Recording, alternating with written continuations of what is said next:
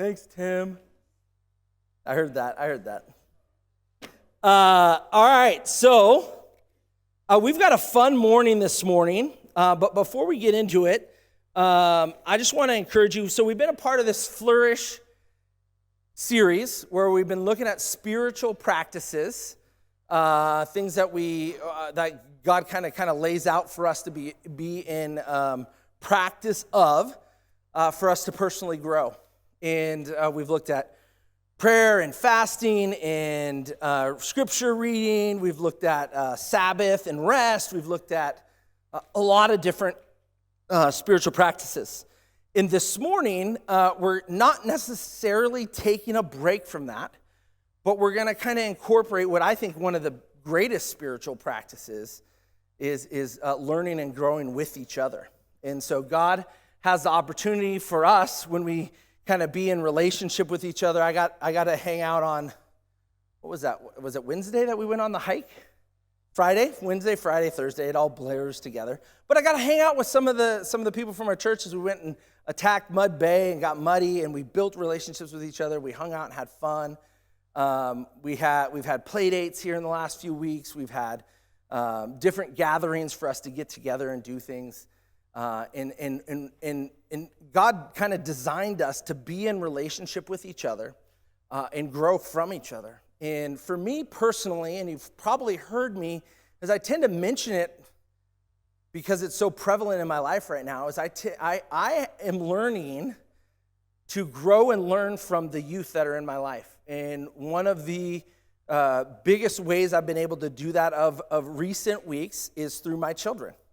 If you don't know, I have a 16-year-old, a 14, going to be 15 on Tuesday, and a 12. Micah, you're 12? Are you 12?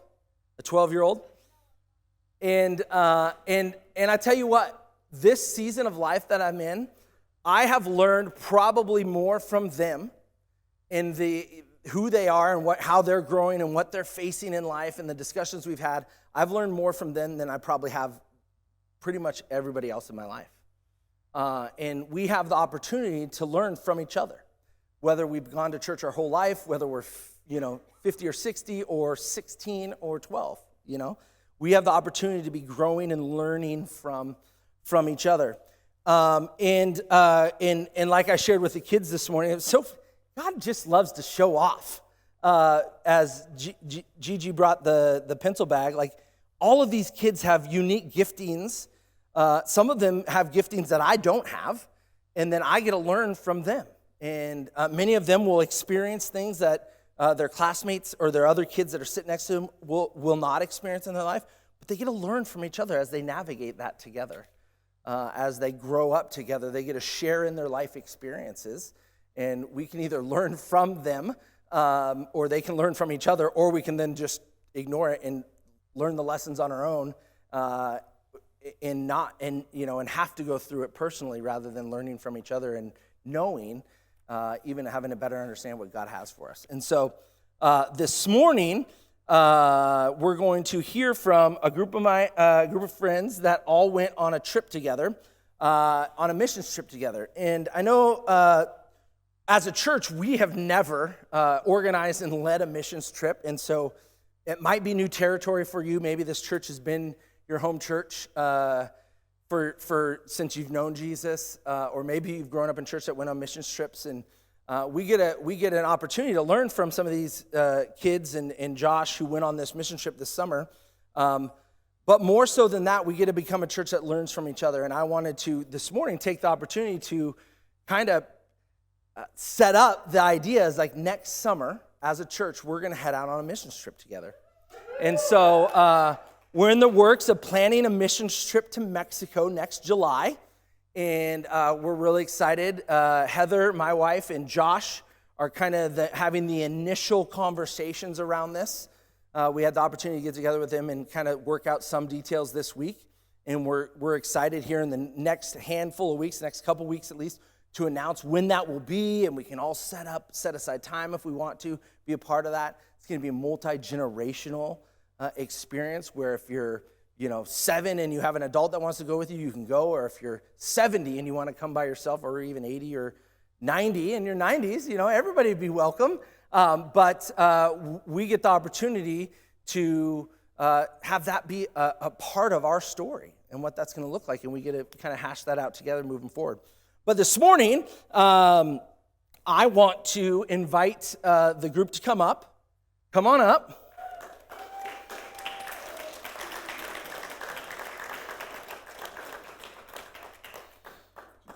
We get the opportunity, and one of the things I'm excited about why I shared this is that we get the opportunity to, I didn't even assign your seating. You guys can sit wherever you want. Seat wherever you want. I always love to take advantage of the opportunity of giving people a voice, because here's the deal. God is working with you in ways that I don't know, or Colby doesn't know, or Josh doesn't know, and when we are able to share that with each other, it gets to enhance our relationship with Christ. And so whenever I get the opportunity, especially to get these, for me at least in this season, to get the youth up here and talking about what God is doing with them, we get to see Christ through their lens and how they see him. And so excited for that this morning. Let's just start by your name. And let's see, your name and your favorite activity, hobby. I didn't even give you guys this to think about. I'm going to put you on the spot. So your name, age, and activity and hobby. Okay, perfect. I'm Faith. I'm Josh's daughter and Sarah's daughter. I'm 17. That wasn't one of the questions. Well, shut up.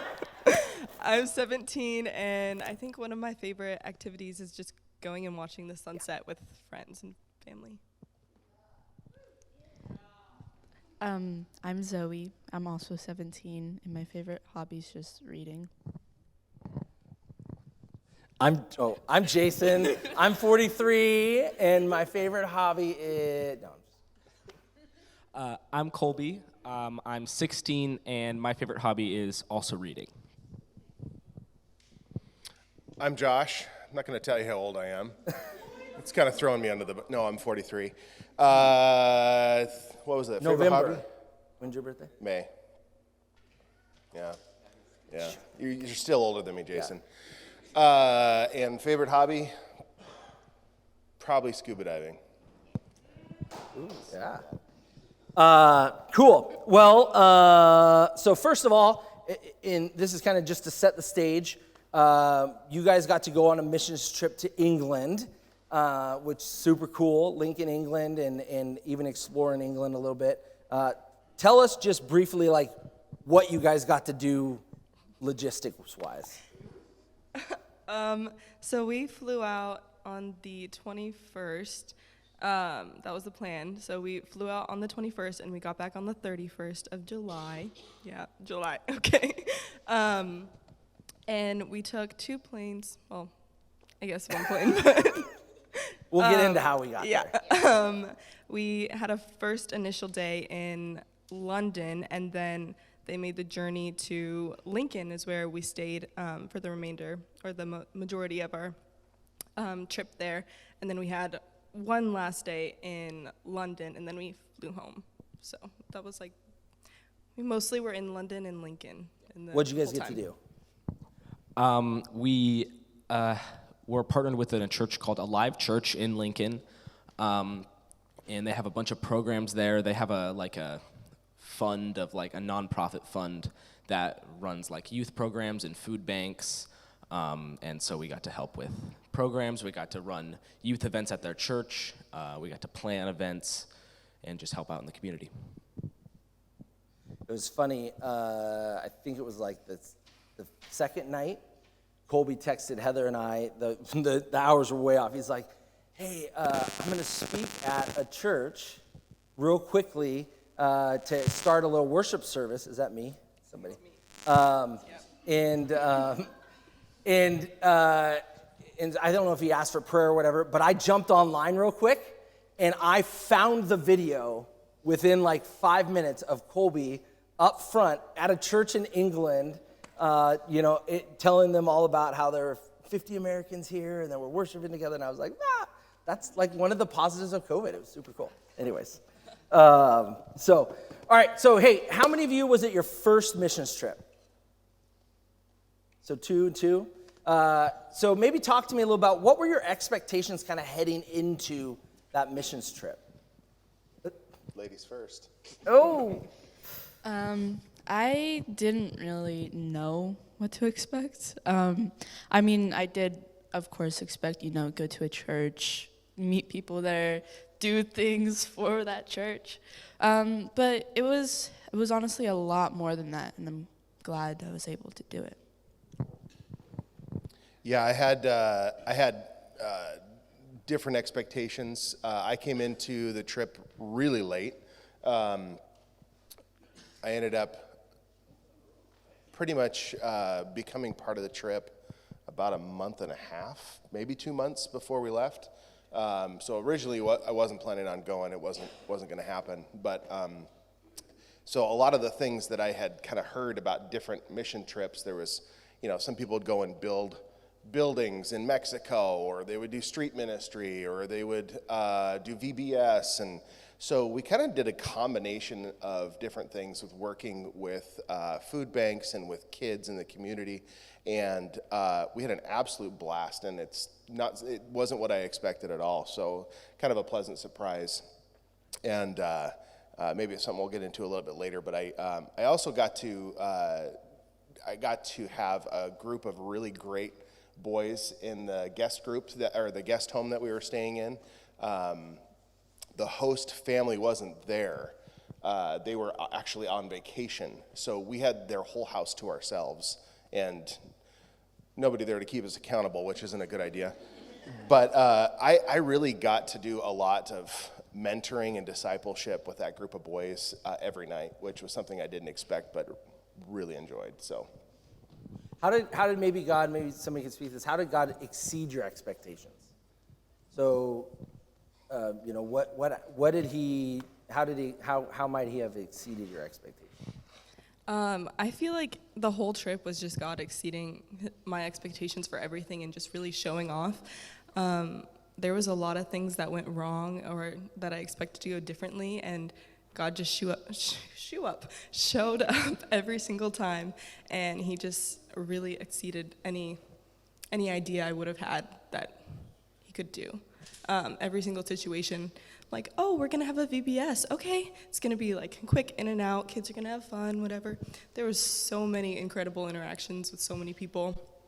Like on the worship nights, every single night was just filled with God's Holy Spirit, and there was so much just genuine joy, and you could just feel his presence in every single circumstance, even if it was just like playing on the bouncy house or getting your face painted or like even the fun things. You could just tell that everyone was like genuinely so excited to be there, and just you could tell that it was like joy that was gifted to us from God, and it was just such an incredible thing for him to just be there and everything. Yeah, cool. Maybe along those lines, and maybe Josh should speak to this a little bit, but were there any complications where God tended to show up and be like, yeah, I got it, I got you? So when they announced this mission trip to England, one of the requirements back then was that you were vaccinated to travel to England. I had to be vaccinated for work, but Faith is not vaccinated, and there were a couple other kids on the trip that were not vaccinated as well. And one of the things way back when, Faith was pretty upset not being able to go on this trip, not being vaccinated, and that's just kind of one of Sarah and my convictions is we decided not to do that. And early on, that being one of the requirements, here's this trip that she really wants to go on. She really feels led to be part of this group, going from Hillcrest over to the other side of the pond and participating in a mission trip. She felt very, very led to do it. And one of the challenges I gave her is I said, who's in charge?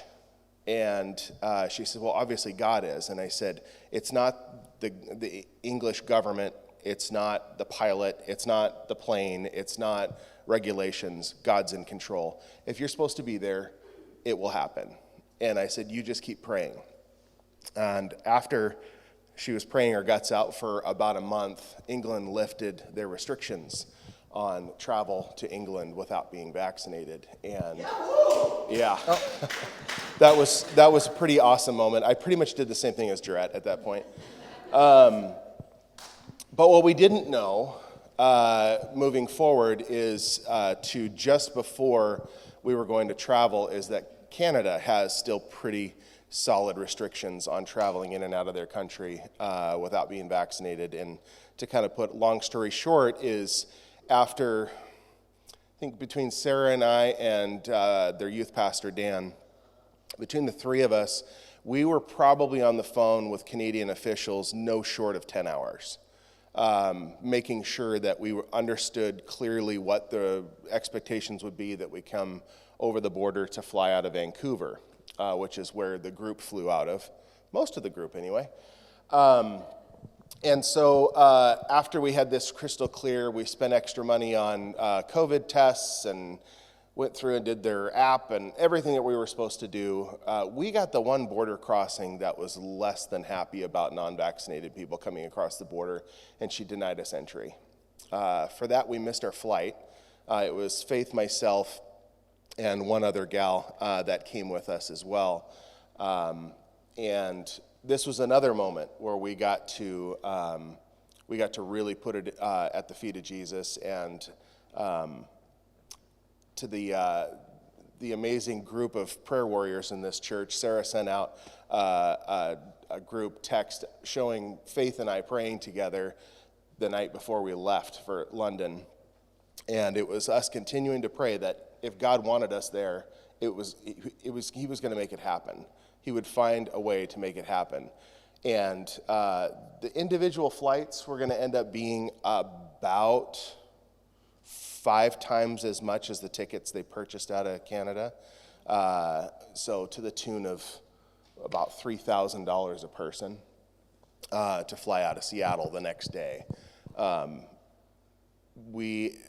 I was on the phone with Canadian officials and with the travel agent and so on and so forth, trying to find some sort of way around this. And we continued to just pray that if it was going to happen, that God would make it happen. There was pretty much zero chance it was looking like that we were going to go. At one point, I almost gave up myself. Well, I had exchanged some communication. We were part of a car that went across the border, and I had kind of been talking to Josh, and they had come to the point of saying, if we don't get to go, it'd be super sad, but that's what it is. And to see that kind of level of like, all right, we're just going to submit it to God. I was moved by that, to have you guys kind of actually being communicative and praying for that. So it was cool. Yeah, just the last couple thoughts I had on that is, not only did God come through in an amazing way, and we got tickets the next morning, we had transportation down there. It was flawless. It was absolutely flawless. I got to travel. I'd never traveled with somebody else's child before. That was a new thing for me. I was a little hesitant. So here I am. Faith is clearly my daughter. I have documentation to prove that. But here's another 15-year-old girl that's coming with us, and I have nothing.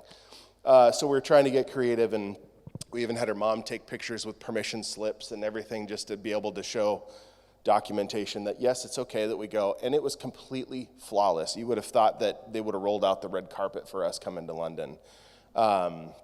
We ended up finding flights, and not only that, anonymously, and later on, people continued to give money into Faith in my account while we were waiting to go to Mexico.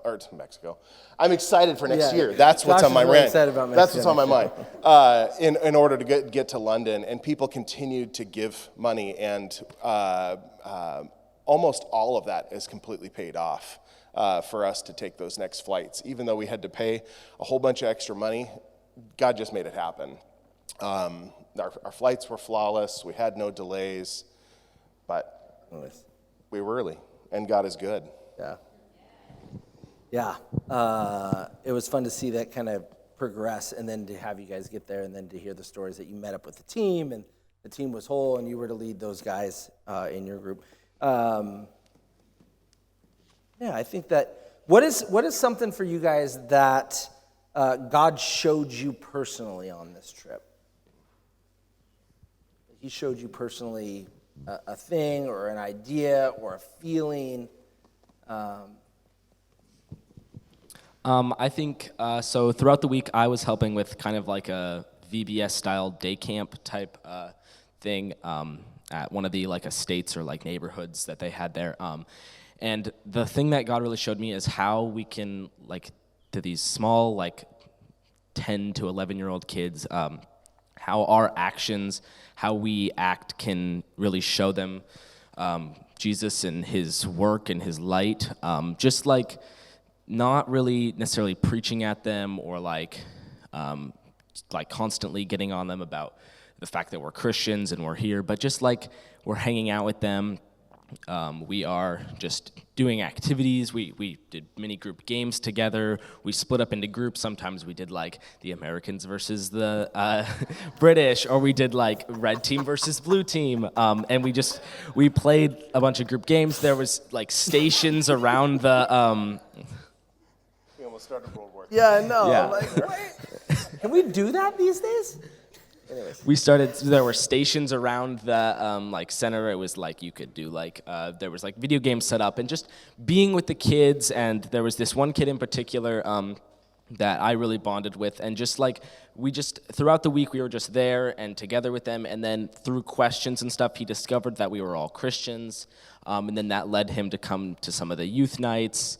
And it was just really fun to see our just being there with them and could really impact them beyond just necessarily preaching at them or such like that. Yeah.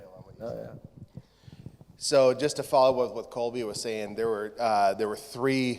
I don't know if we're talking about the same boy, but we've got three boys particular that the staff at Alive, they are really, really embedded in their community, and they've watched these kids come up since they were in diapers, and there were three boys. They told, I think Colby and I were standing together when they told us this, is that those guys will never darken the doors of a church.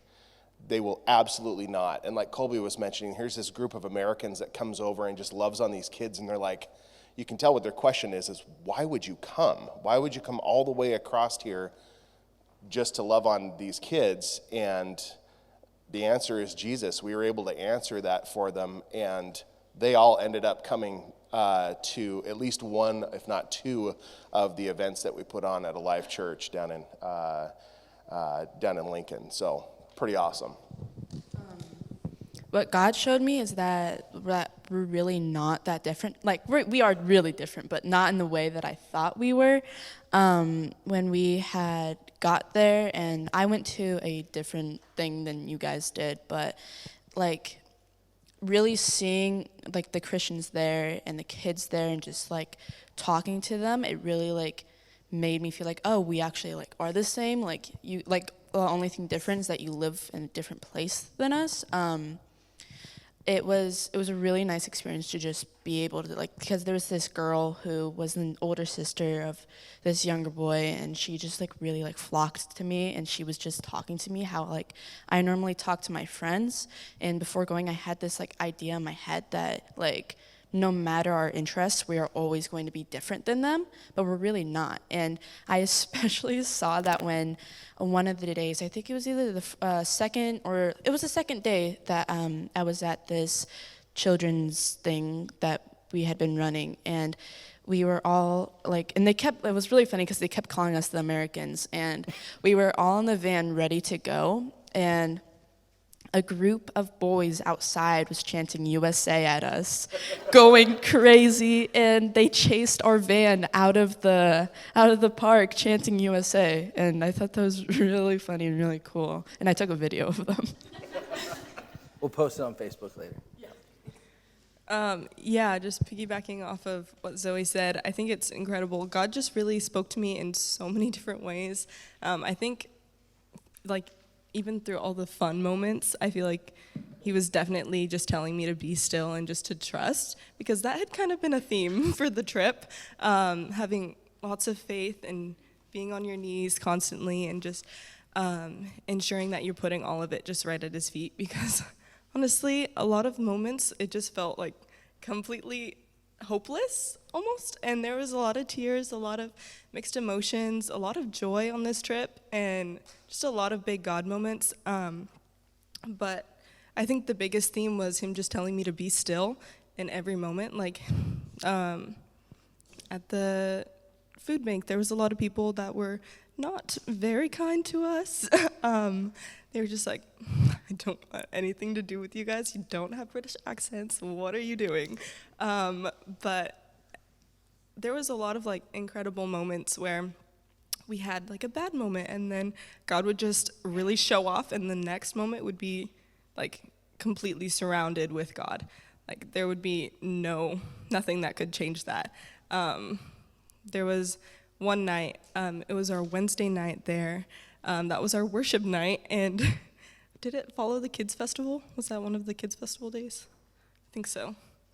I think we had a kids festival earlier, and then we came back, and then it was like the big night, the worship night. And we had like their youth group come and join us, and it was probably my favorite night and the most impactful night, despite all the chaos that went down that night.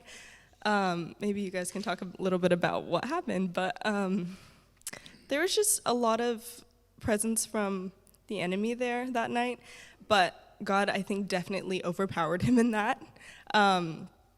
That night, everyone was completely moved and filled with the Holy Spirit. It was a beautiful night. It was so amazing. There were tears, there was laughter, there was so much joy. It was just a really beautiful environment. And then when we closed out, it was like the best night ever. We ended it with a dance party, of course. Party in the USA, obviously. That was on repeat. Yep, quite a few times. And the loudest people were the ones that lived there.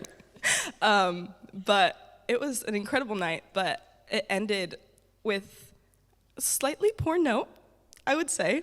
But I feel like despite the fact that something so horrible happened, there was a guy that came in and had some poor intentions towards some of the kids that were on the trip, some of our team members.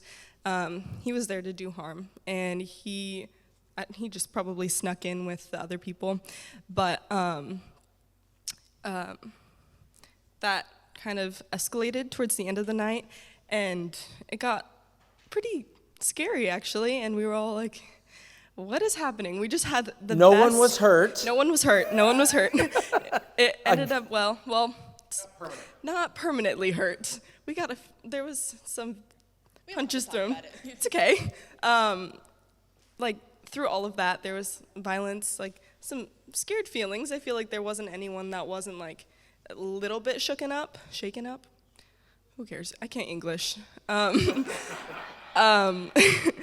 But through all of that, I feel like in every single moment, God was just like, be still.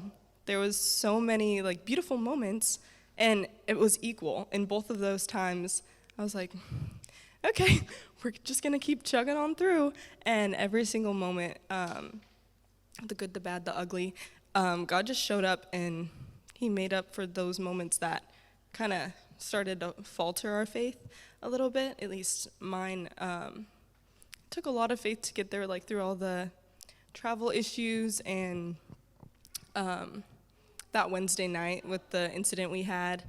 It just took a lot of faith, and God just really showed up in all of those moments. And I think that was the biggest thing that he taught me, was to have faith and to not like take that for granted, because I think it's kind of ironic that my name's Faith, and that's the biggest lesson that he taught me. But I feel like personally I had kind of taken the idea of faith for granted. I know that's kind of weird because I feel like it should come with the territory, but it honestly doesn't sometimes. And that was just something that God really taught me to look back on and to not take for granted, and just to really ensure that that was where I was rooting myself, is in just trusting in him and not what I can do to change something. Is there any, so we've talked about like recognizing God's family, being the same despite locations, which is a cool lesson, and seeing God move in the hearts of people that when you're just present with them, in the instance of just trusting him? Is there any other way where you specifically saw God? Like, do you remember a moment where you like saw God and you were like, that was the moment?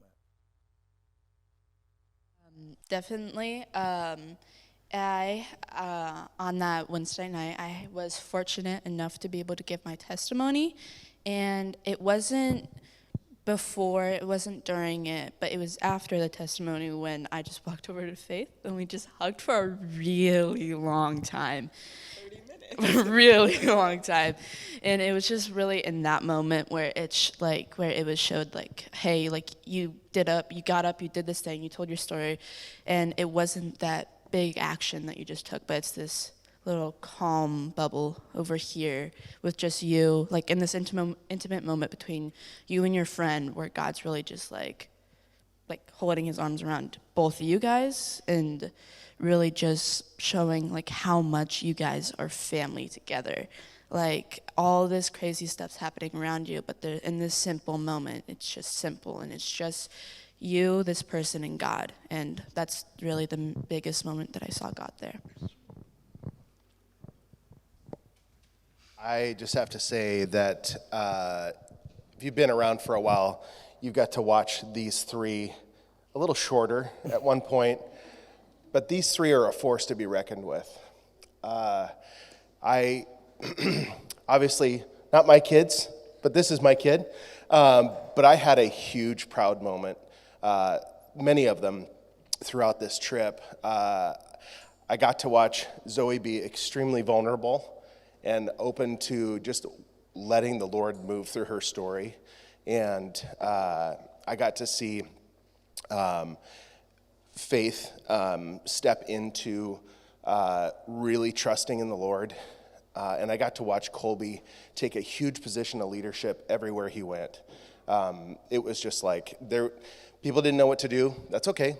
Colby's got the reins. He's got this. It doesn't matter what it is. He's going to make this a productive moment, whatever it's going to be. And I got to watch this kind of from the sidelines a little bit. And these are three incredible individuals that they're not little kids anymore. These are people who love Jesus, and they are ready to go out and serve him. So that's cool. One thing that often I've been on a handful of mission trips myself, and it's really easy to go and have these amazing experiences. And we can maybe get it in a camp or if your kid went to Furwood this year or spend a week at Fur Creek in small groups. I mean, we can get it in a lot of different ways, but you tend to go and experience that thing and have this wonderful, amazing moment of joy and laughter and fun, and then you come back and you're like,